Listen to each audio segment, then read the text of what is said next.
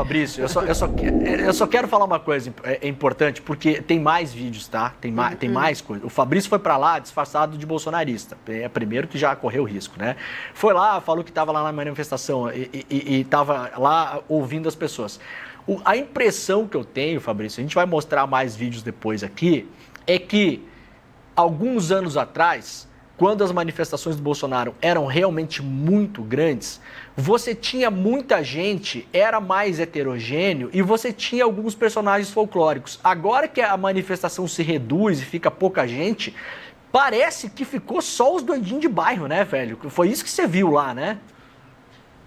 Exatamente isso. Inclusive, Leandro, na manifestação do ano passado, salvo engano, foi em abril, fevereiro, março, não lembro, uma que foi muito grande em São Paulo. Eu fui, eu visitei, tinha também uma série de pessoas bem malucas lá, mas quando você tem um ato que é tão reduzido, você realmente tira a nata do bolsonarismo. É impressionante. Assim, eu tenho a impressão, Demore, que qualquer um, a maior parte, 80%, que eu apontasse o microfone ali e fizesse uma pergunta, qualquer coisa, esses caras iam trazer coisas muito malucas. Porque, como você mesmo falou, assim, são muitos vídeos. Tem gente falando que vai dominar o mundo. O cara falou, ó, nós vamos dominar o mundo. E eles são pessoas que nitidamente, no meu ponto de vista, têm algum tipo de problema, talvez de uma, como é que se diz, dissociação cognitiva, né? Então, cara, é impressionante, assim, são muitos exemplos, inclusive tem vídeos que a gente não soltou ainda, só para explicar um pouco para o pessoal o que é isso, o que é esse trabalho. Eu tenho um personagem que chama Enzo, ele é um personagem, então deixando claro aqui para o pessoal, é um personagem cômico, e que ele faz parte de um canal chamado Libertários BR. É um canal inventado, né? É um personagem. Eu sou enviado pelo DCM, pelo Diário do Centro do Mundo. O DCM me escala para estar nessas manifestações. E eu criei esse personagem. Criei um canal do YouTube chamado Libertários BR para estar ali, porque eles podem me enquadrar em algum momento, eu preciso mostrar para eles alguma coisa. E aí, a minha estratégia quando eu estou conversando com eles, eu sou um bolsonarista. Então, a minha conversa com eles não é afrontosa. Porque se eu afronto, eles não vão me entregar quem eles são de fato. Então eu entro na onda deles. Eu falo, não, eu sou a favor do golpe. Eu sou a favor de que tivesse dado um golpe. Por que não deu um golpe? Pô, eu tava na frente do quartel. E o discurso deles, Demore, Vivian, Calejon e William, o discurso deles muda nessa hora. Eles primeiro, isso é muito interessante, porque além deles serem totalmente malucos, eles são incoerentes. Porque eles começam o discurso deles dizendo, isso na maior parte das vezes, tá? Só tinha velhinha, com Bíblia na mão, pô, não foi golpe, é um absurdo, Alexandre de Moraes. Aí eu vou desenhando a conversa, eles se sentem confortáveis com o que eu vou dizendo, se sentem em casa, e no momento que eu falo que eu estava em determinada localidade, apoiando ali o quartel, eles também entregam. Eles dizem, não, eu também estava. Eu estava aqui no Ibirapuera. Eu estava não sei. E aí eles começam a soltar. E aí falam, esses generais são um bando de melancia. Não tem homem, não tem mais homem no Brasil. Precisa de testosterona. E aí eles soltam o discurso deles de fato. Então, Demori, respondendo a sua pergunta, sim. Quando você vai nesse tipo de manifestação, que são manifestações menores, você tem os caras que são realmente bolsonaristas raiz. E aí você tem duas vertentes. Você tem os bolsonaristas raiz, que acham que tem que estar lá gritando contra a anistia, mas sem violência. E você tem os bolsonaristas raiz, que tem que estar lá e tinha que ir na porta da casa de deputado para bater no deputado.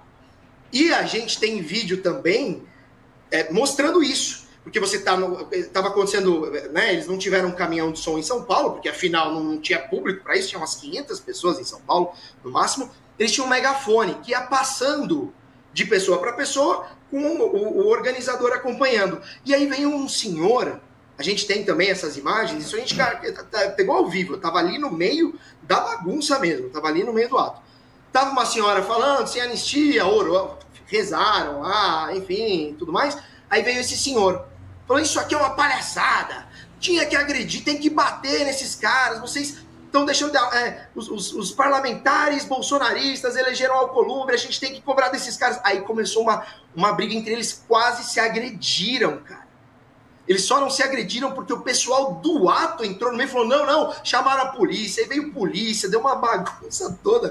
Então, mesmo a nata bolsonarista, você pega o que é a nata mesmo, os caras que acreditam em todo tipo de teoria, como essa da inteligência artificial, e não foi só um senhor que deu depoimento para nós, foi mais pessoas. Mesmo quando você pega essa galera, ainda assim, entre eles, você tem malucos que pensam diferente, brigam entre si e quase saíram na porrada ali. Inclusive eram senhores. Não estou falando de jovens, senhores. Pode falar. Sim. Tem gente que acredita que o presidente... Você quer falar, Demori? Não, eu quero ver mais vídeo, porque os vídeos são maravilhosos. Isso. Então, eu tô tentando chamar o vídeo, Leandro Demori. Se você der uma relaxada, talvez a titia chame. É porque tem gente que acredita que o presidente Lula não é o original, mas um clone. Esse é mais um vídeo. É o clone 7. É verdade. Vamos lá. O senhor acredita naquela versão dos clones do Lula, de que o Lula não está mais vivo? Como que é isso aí? Eu acredito. Não, ele tem clone. Ele tem clone. Acho que ele está vivo. Ele é alcoólica crônica. Eu tive irmão bêbado. Meu pai foi cachaceiro. Eu bebi pra caramba. Eu conheço. Eu tinha conta em 40 bar, amigo. Eu falo aqui em livre-lério. Eu moro na Zona Leste. Tem gosto cachaceiro, eu conheço de longe. Então o Lula, ele é um bêbado contumaz. Ele é um alcoólatra crônico, fudido. E ele casou com a TU, certo? Ele casou com a TU. Portanto, ela está tentando matar ele na cachaça, que ela não pode enforcar ele que vai dar goela. Tanto é que ele escorregou lá. É lógico, o Lula tem 1 bilhão e 200 milhões no Banco do Vaticano. Pergunta ali se eles concordam. Por isso que me expulsaram de lá. Tem mais? O César não tá... Vamos botar mais um vídeo para o César se recuperar? Vamos. Isso, Depende do vídeo, a gente perde o César. O César vai embora, a alma vai embora. Só um pouco. Gente, isso aqui é um estudo sociológico. Eu não tô brincando, tá? Isso aqui é um estudo sociológico, eu não tô brincando. Se você faz uma manifestação, William, pela escala, contra a escala 6x1, você não vai juntar isso, cara. Vai ter, claro, sempre vai ter quem está desconectado do planeta onde a gente vive. Mas, assim, é impressionante a quantidade de vídeos que o Fabrício fez, porque a gente não está trazendo aqui que são coisas episódicas, não são 2, não são 3. O Fabrício deve ter feito uns 15, botado o microfone na cara de pessoa aleatória. Não sai um discurso coerente. É um negócio inacreditável. Vamos tocar mais um vídeo, daí a gente volta para conversar, pode ser? Vamos lá, boa. Tem mais um, então. Um bolsonarista, olha essa, uma bolsonarista, na verdade, estava revoltada, chegou a cantar para não dizer que não falei das flores, só para lembrar, hino dos protestos de esquerda contra a ditadura. Vamos lá. Paulinho, quais são as pautas aqui? Morais na cadeia? Já, principalmente que eles estão falando que foi golpe. Golpe o quê, cara? Como é que vai fazer golpe? Com Bíblia na mão, com guarda-chuva, isso não é golpe. Golpe é metralhadora na mão, é o exército na rua, é tanque, não isso aí. Golpe é o que como que fala lá? SF. O SF está fazendo com a gente, isso é golpe. O quê? É isso. Posso abrir o coração? Chega pertinho aqui, ó. Eu fiquei na frente do quartel na Alfredo Pujol, em frente ao CTUR. Eu queria. Eu achei os militares, assim, desculpa falar, mas um bando de cagão. Onde vocês ficaram? No Virapuera. E eu vou falar um negócio pra você. Eu dou maior apoio. Se ele não tivesse feito alguma coisa, eu ia ficar muito brava. Sabe, ele devia ter dado golpe mesmo, de verdade, que a gente ia de peito aberto, sabe? Ia mostrar por que não aconteceu? Porque tem um bando de melancia, coronel frouxo, brigadeiro frouxo. Gente, quem sabe faz a hora, não espera acontecer. Vem, vamos embora, que esperar não é saber. Eu acho ótimo que a narrativa Brigadeiro de que eles não nem queriam existe golpe, mais, César. ela bate Brigadeiro nem existe das mais. pessoas, né? As pessoas, não, ninguém queria golpe não, imagina, a gente estava lá protestar, houve um bolsonarista, não, tinha que ter dado golpe. Ué, tem alguma coisa que não encaixa. O problema é o FF, né? É o FF, o problema é o FF, o Xandão do FF. Isso é na prática o que o Castro Rocha teoriza. Dissonância cognitiva. Exatamente, sobre dissonância Nenhuma cognitiva. conexão com a realidade. É isso, esse é o nível de adoecimento psíquico que a gente fala que o bolsonarismo causa, primeiro que você vê que são pessoas profundamente ignorantes, elas não entendem exatamente por que elas estão ali e elas reproduzem quase que de forma automática os discursos retóricos que foram apresentados. Então você vê que assim, ipsis literis, não tem o mínimo pensamento crítico no sentido sequer de receber algo, interpretar, processar e dizer tudo bem, parte faz sentido, uma outra parte eu discordo, eu vou filtrar, não tem absolutamente nada. A pessoa repete como um papagaio, de uma forma absolutamente acrítica, aquilo que ela recebe pronto do bolsonarismo. Agora, Fabrício, o que você gravou aí, cara, eu tenho certeza, honestamente eu não estou fazendo piada, daqui a uns 50 anos, isso vai ser utilizado em sala de aula, quando a gente estiver estudando o atual estado de coisas que a gente tem determinado na nação, e um professor quiser explicar, olha, houve um movimento sociopolítico chamado bolsonarismo que adoeceu as pessoas psiquicamente ao paroxismo do que de fato isso pode produzir. E são vídeos como esses, seus, cara, que serão mostrados quando você vê, por exemplo, aquele senhor ali disse uma série de baixarias que eu não tenho nem como reproduzir aqui. Mas você vê que a pessoa está... Essa senhora, por exemplo, ela está protestando contra coisas, ela não sabe nem o nome do STF.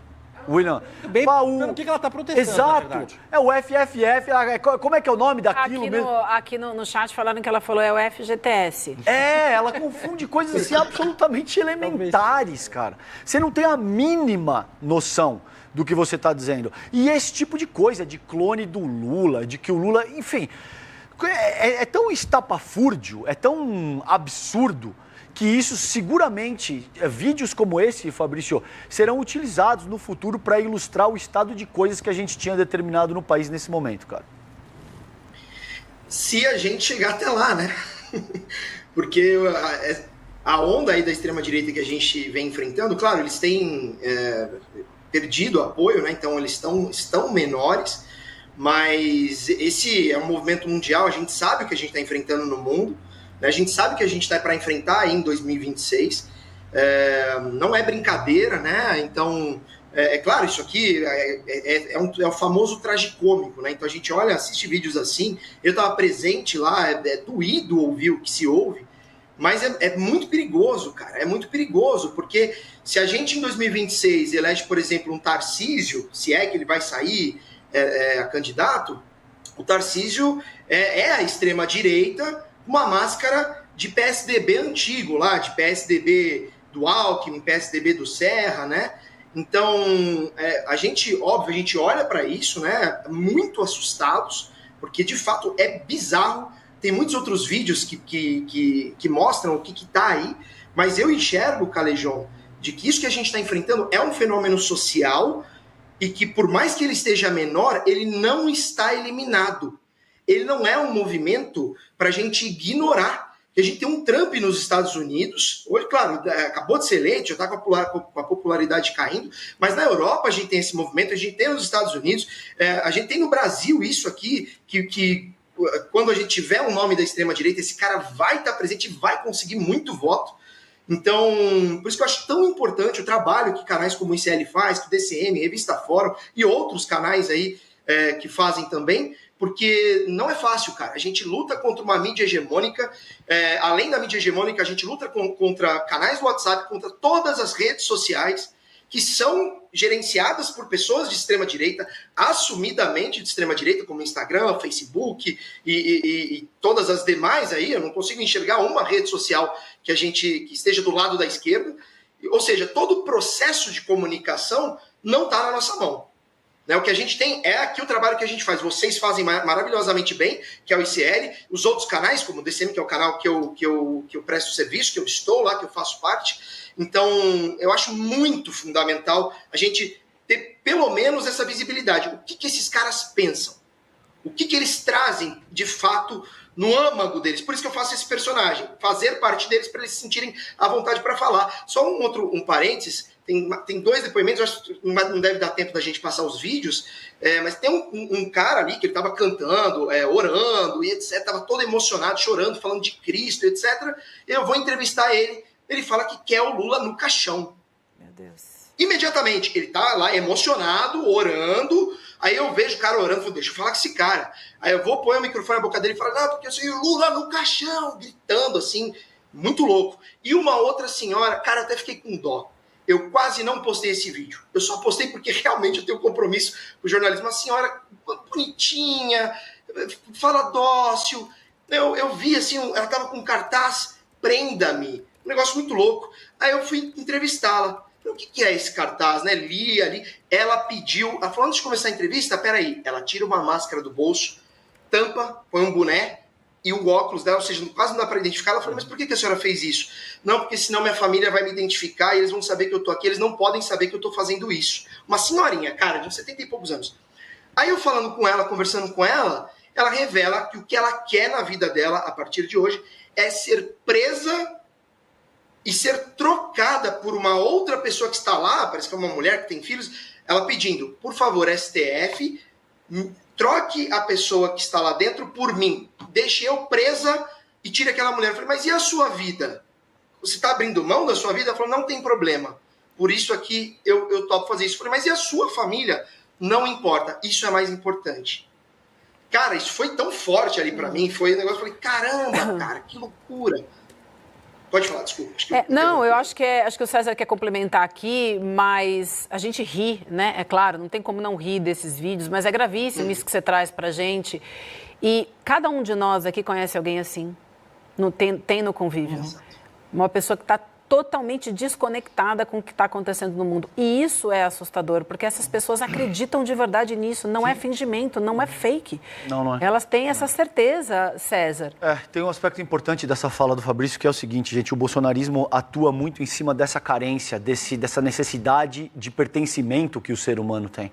Então você tem amplas parcelas da população que estão absolutamente desalentadas, porque o cara não tem um propósito, ele não se identifica com nada, ele não se sente útil em instância nenhuma da própria vida. E aí, como essa senhora que Fabrício acabou de relatar, quando ele se sente tocado por um movimento sociopolítico que lhe confere alguma utilidade, que lhe confere algum senso de pertencimento... Faixa, você está falando. Exato, né? exato. Só para pontuar. Exato. Isso aqui é o que a gente viu na frente dos quartéis, a gente viu nas invasões também e agora. Isso aí, e isso acaba exercendo uma função muito sedutora, Vivian. Porque a pessoa, pela primeira vez em muito tempo, ela se sente útil. Ela sente que ela está lutando um bom combate contra um inimigo comum, seja o comunismo, seja a ditadura da toga, o que quer que seja, que nessa ocasião eventualmente seja usado para determinar um inimigo comum. E isso é uma força poderosíssima, porque oferece a capacidade de angariar uma coesão política ao redor desse suposto inimigo comum. Então, esse relato, por isso que o Demori colocou de uma forma muito adequada, a meu ver, que tem um estudo no nível sociológico aí, a despeito do caráter trágico e hilário ao mesmo tempo. Eu reconheço que tem essas duas coisas, mas tem um estudo sociológico seríssimo a ser feito aí. Eu acho que é importante a gente lembrar por que isso aconteceu. Claro, a gente não vai falar sobre isso longamente, porque não dá tempo, mas as redes sociais criaram bolhas de comunicação. Você descredibiliza a imprensa hegemônica, ou seja, você ouve uma informação nas redes sociais. O que as pessoas faziam antes, César? Eu ouvi um boato, vou ver no Jornal Nacional se é verdade, vou ler no jornal, vou ver no site. Hoje em dia as pessoas não acreditam mais. É a Foice de São Paulo, a Rede Goebbels. Então, nenhum veículo de comunicação serve mais para fazer o fact-checking, né? Para checar se a informação é real ou não. Você acredita em quem? Você acredita na autoridade. O seu pai te manda uma notícia, a sua mãe, o seu pastor, o seu professor, o seu vizinho, pessoas que você acredita e confia. Para essas pessoas, essa informação não precisa de uma segunda checagem. Essa informação é realidade. E aí, a Globo foi comprada pela China, o Lula tem 7 clones, o Alexandre de Moraes é satanista, sei lá. Você vai inventando as histórias e elas não precisam mais de checagem e vira realidade. Para essas pessoas, essa é a realidade, porque elas não têm mais nenhum filtro próprio, né, já que elas estão imersas nessa dissonância cognitiva, elas querem o viés de confirmação em tudo que elas acreditam, tanto que a gente ouviu histórias de isso pode ser mentira, mas parece verdade. Então, para elas não importa mais se é verdade ou não, se é realidade ou não, elas têm o viés de confirmação das autoridades próximas a ela, dos amigos, da família, dos parentes, que é uma coisa que o marketing utilizava muito e as redes sociais passaram a utilizar com a extrema-direita também para fazer esse tipo de coisa. É uma situação triste e é difícil a gente imaginar, e a gente não vai conseguir fazer isso hoje, nem aqui, como é que a gente sai dessa encalacrada, porque a gente está com pessoas efetivamente doentes. As pessoas, é engraçado, é divertido, claro que é porque é bizarro, é exótico, mas mas essas pessoas estão doentes de dissonância cognitiva, e é um problema de saúde pública sério que a gente nem está discutindo, não sabe nem o que a gente faz com isso que está acontecendo. Demore, passando a bola contigo para a gente fechar. Só quero agradecer os colegas do DCM, né, que gentilmente também liberaram o Fabrício para participar da gente aqui, cederam os vídeos que eles fizeram também. E isso aqui que a gente viu agora, duas coisas importantes muito rapidamente. Isso aqui é professor Castro Rocha na prática, né? A gente vem falando com o professor Castro Rocha há um ano aqui. O professor Castro Rocha, toda vez que aparece, dá uma brilhante aula teórica, política, sobre o que acontece no Brasil. E muita gente pode se perguntar, mas será que é mesmo assim? Dissonância cognitiva? Deve ser meia dúzia de maluquinho, não sei o quê. Tá aí, gente. Se o Fabrício for na próxima protesto do Bolsonaro, ele vai encontrar outras pessoas tão parecidas com essas e eventualmente as mesmas, né? E uma segunda coisa importante, eu acho importante a gente se dar o direito de rir também. Por que não? Não pode, a gente tem que chorar o tempo todo? A gente tem que ter o tempo todo com raiva? Não, gente. A gente pode olhar isso, a gente pode, como a gente consome história também. Se você vai consumir história de qualquer período histórico da humanidade, vai ter momentos engraçados, vai ter momentos tensos, vai ter momentos de guerra, vai ter momentos em que a personalidade das pessoas desperta vários tipos de sentimento em você. Eu vendo esses vídeos do Fabrício, às vezes me dá vontade de dar risada, às vezes eu fico com raiva, às vezes me dá pena. É natural, a gente pode se dar a gente pode ter esses sentimentos, não tem problema nenhum, gente. Você pode ver o vídeo e falar, pô, fico com pena. O da senhorinha que o Fabrício falou que quer ser trocada pela presidiária lá do 8 de janeiro, me deu pena. Eu vi o vídeo e falei, cara, pelo amor de Deus, que a família resgate essa pessoa, assim, a pessoa tá num lugar, tá perdida, que alguém... e ela sabe, ela não quer ser reconhecida, ela não quer que a família veja que ela tá lá. Porque alguém já deve ter falado pra ela, olha, não vai nesses lugares, não faz bem pra senhora, fica em casa, vamos no cinema, sei lá o quê. Ela sabe que não é um lugar bom pra ela ir, ela vai fantasiada, gente, de máscara, de boné, de óculos, pra não ser reconhecida pela família, uma senhora de 70 anos. Então, me dá pena. O outro cara lá que chama o Lula de cachaceiro, não sei o quê, que quer ver no caixão, me dá raiva. O outro cara que acha que o Lula tem um clone, me dá vontade de dar risada. E tudo isso a gente vai olhando, vai aprendendo, vai vendo que essas pessoas são pessoas reais, gente. O voto, Vivi, o seu voto, na eleição do ano que vem, vale o mesmo do cara do caixão. O seu voto vale o mesmo da senhorinha que quer ser trocada pela presa do 8 de janeiro. O seu voto, William, o seu voto, César, é um voto que conta o mesmo do cara que acha que o Lula tem clone. Então, assim, na urna, a gente não é melhor do que ninguém. A gente se equipara a essas pessoas. Essas pessoas existem, elas estão aí, elas foram cooptadas pela extrema-direita, elas representam uma parte grande da população e elas conseguem mover a agulha eleitoral e a agulha política desse país. Então, só quero agradecer ao DCM e ao Fabrício por terem feito esse trabalho. Isso aí. Legal, Leandro. Só para reforçar... Desculpa, pode falar, perdão. Não, só para te passar, Fabrício, perdão, porque eu acho que é importante colocar isso também. Você imagina a força que isso não confere à extrema-direita num país onde o Estado termina por negligenciar 80%, 90% da sua própria população. Então, cria todo tipo de carestia, todo tipo de necessidade de sentido de pertencimento, tudo isso que a gente vê se manifestando nessas pessoas que o Fabrício aí filmou e com as quais você interagiu. Então, importantíssima essa tua fala, Demori. Tem um estudo no nível sociológico e é fundamental para compreender a força que a extrema-direita tem e que o bolsonarismo tem também. Fabrício. Não, só um ponto que eu acho que é importante complementar, de que o que a gente viu ali não tem necessariamente uma relação com uma classe social da pessoa, né? Então, por exemplo, a pessoa ela é muito pobre, então ela não teve acesso a estudos, então ela não sabe o que é o STF, ela se confunde, etc. Não. Tanto que você tinha ali muitas pessoas, inclusive uma senhora que também a gente filmou, que era advogada, ela fez questão, tinha algumas câmeras, repórteres ali, ela pegou a OAB dela e apontou assim para ela, façam foto da minha OAB, eu sou advogada, eu sei o que estou falando.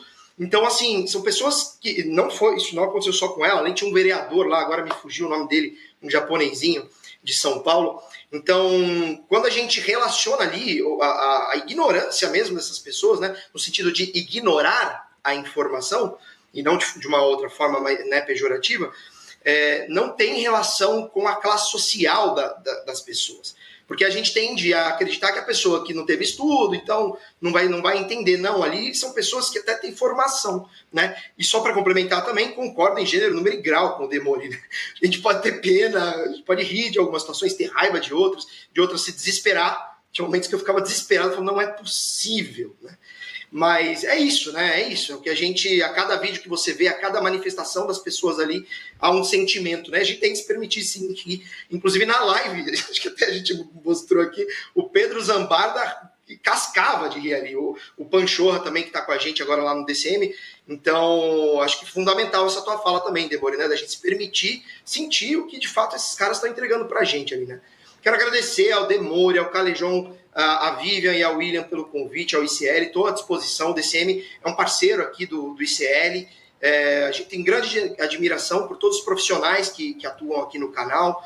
Então, sempre que a gente tiver, a gente vai no próximo ato que vai ter, né, do bolsonarismo. Não vou divulgar a data, porque não quero ficar fazendo propaganda para isso, mas vai ter outro ato, a gente já vai estar lá, já está confirmado que a gente vai estar lá. E se vocês precisarem ou quiserem a nossa participação de novo, aqui a minha participação, por favor, só me chamar que eu venho com o maior prazer. Eu admiro muito aqui o ICL. Muito bom. Obrigada, Fabrício. Muito bom também. Obrigada, parabéns pelo seu trabalho. Coragem e cuidado, tá?